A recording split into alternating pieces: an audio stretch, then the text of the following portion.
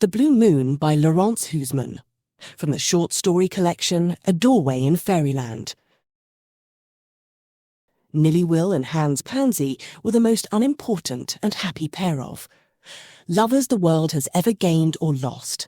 With them it had been a case of love at first blindness since the day when they had tumbled into each other's arms in the same cradle. And Hands-pansy, when he first saw her, did not discover that Nillywill was a real princess hiding her birthright in the home of a poor peasant, nor did Nillywill when she first saw Hands see in him the baby beginnings of the most honest and good heart that ever sprang out of poverty and humble parentage. So, from her end of their little crib she kicked him with her royal rosy toes, and he from his kick back and laughed, and thus, as you hear, at first blindness they fell head over ears in love with one another. Nothing could undo that, for day by day earth and sun and wind came to rub it in deeper, and water could not wash it off. So when they had been 7 years together, there could be no doubt that they felt as if they had been made for each other in heaven. And then something very big and sad came to pass, for one day Nillywill had to leave off being a peasant child and become a princess once more. People very grand. And grown up came to the woodside where she flowered so gaily, and caught her by the golden hair of her head, and pulled her up by her dear little roots, and carried her quite away from Hands-pansy to a place she had never been in before. They put her into a large palace, with woods and terraces and landscape gardens on all sides of it, and there she sat, crying and pale, saying that she wanted to be taken back to Hands-pansy, and grow up and marry him, though he was but the poor peasant boy he had always been. Those that had charge of Nillywill in her high station talked wisely, telling her to forget him, for, said they, such a thing as a princess marrying a peasant boy can only happen once in a blue moon. When she heard that, Nillywill began every night to watch the moon rise, hoping some evening to see it grow up like a blue flower against the dusk, and shake down her wish to her like a bee out of its deep bosom. But night by night, silver or ruddy or primrose, it lit a place for itself in the heavens, and years went by, bringing the princess nearer to her desire to find room for Hands-pansy amid the splendours of her throne. She knew that he was 5,000 miles away and had only wooden peasant shoes to walk in, and when she begged that she might once more have sight of him, her whole court, with the greatest utterable politeness, cried no. The princess's memory sang to her of him in 1,000 tunes like woodland birds carolling, but it was within the cage, which men call a crown, that her thoughts moved, fluttering to be out of it and free. So time went on, and Nillywill had entered gently into sweet womanhood, the comeliest princess that ever dropped a tear, and all she could do for love was to fill her garden with dark eyes pansies, and walk among their humble upturned faces, which reminded her so well of her dear Hands, who was a long 5,000 miles away. And oh, she sighed, watching for the blue moon to rise. When will it come and make me at one with all my wish? Looking up, she used to wonder what went on there. She and Hands had stolen into the woods when children together, and watched the small earth fairies at play, and had seen them, when the moon was full, lift up their arms to it, making, perhaps, signals of greeting to far off moon brothers.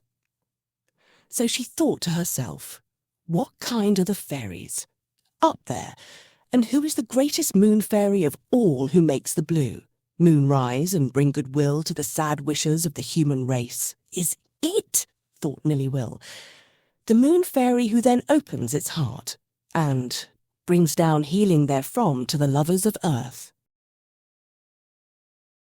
And now, as happens to all those who are captives of a crown, Nillywill learned that she must wed with one of her own rank who was a stranger, to her save for his name and his renown as the lord of a neighbouring country. There was no help for her, since she was a princess, but she must wed according to the claims of her station. When she heard of it, she went at nightfall to her pansies, all lying in their beds, and told them of her grief. They, awakened by her tears, lifted up their grave eyes and looked at her. "Do you not hear?" said they. "Hear what?" asked the princess. "We are low in the ground. We hear," said the pansies. "Stoop down your head and listen." The princess let her head go to the ground, and click, click, she heard wooden shoes coming along the road. She ran to the gate, and there was Hans, tall and lean, dressed as a poor peasant, with a bundle tied up in a blue cotton handkerchief across his shoulder, and 5,000 miles trodden to nothing by the faithful tramping of his old wooden shoes. "Oh, the blue moon, the blue moon!" cried the princess, and running down the road, she threw herself into his arms. How happy and proud they were of each other.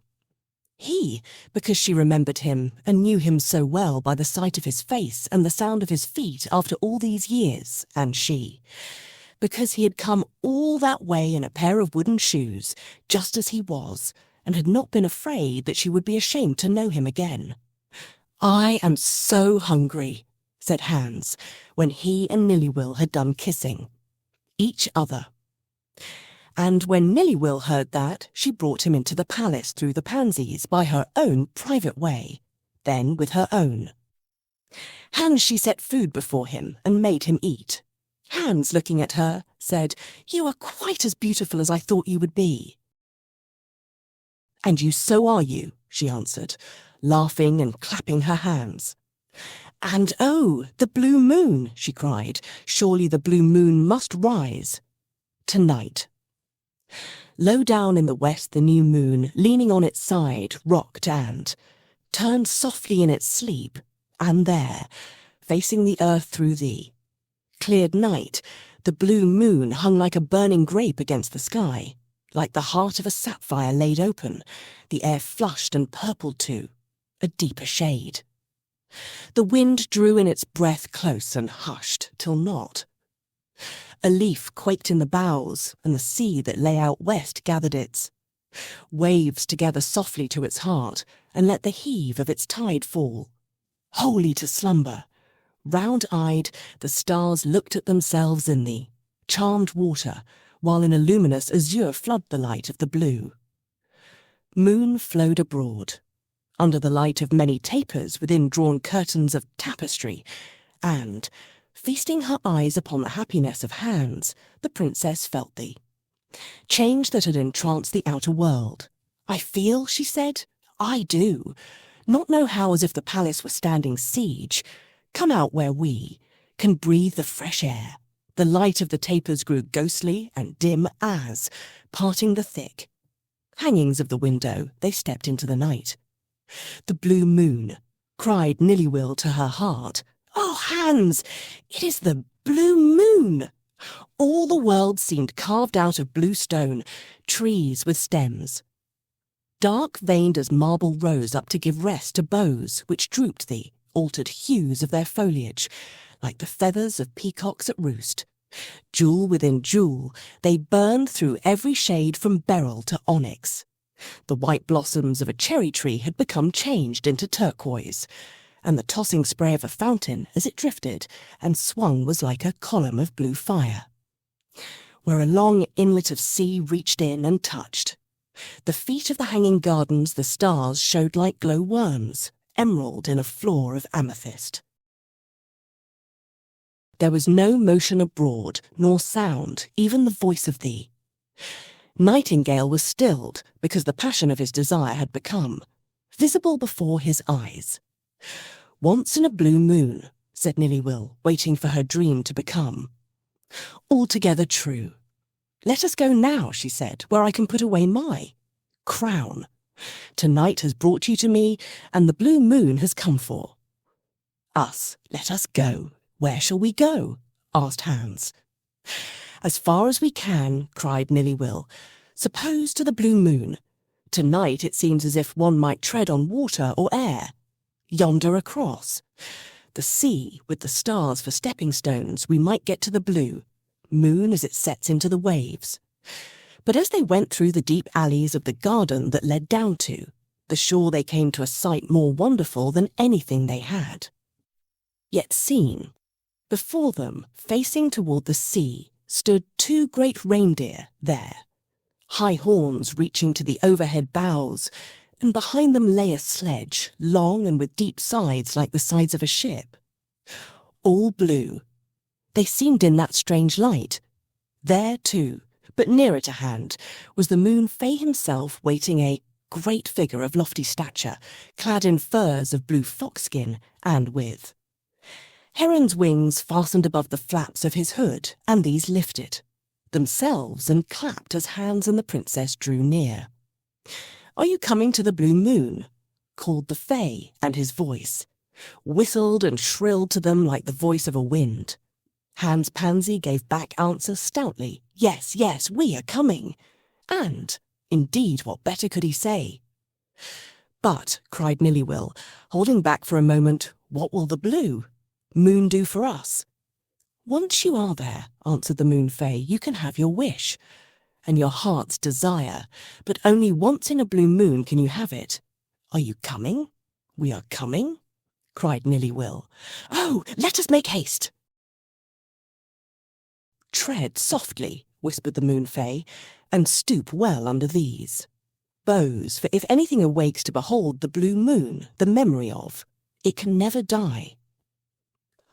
On earth only the nightingale of all living things has beheld a blue moon, and the triumph and pain of that memory wakens him ever since to sing all night long.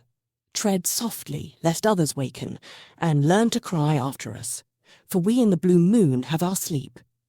Troubled by those who cry for a blue moon to return, he looks towards Nillywill and smiled with friendly eyes.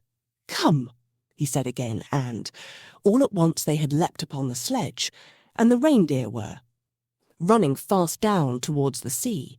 The blue moon was resting with its lower rim upon the waters. At that sight, before they were clear of the avenues of the garden, one of the reindeer tossed up his great branching horns and snorted aloud for joy. With a soft stir in the thick boughs overhead, a bird with a great trail of feathers moved upon its perch.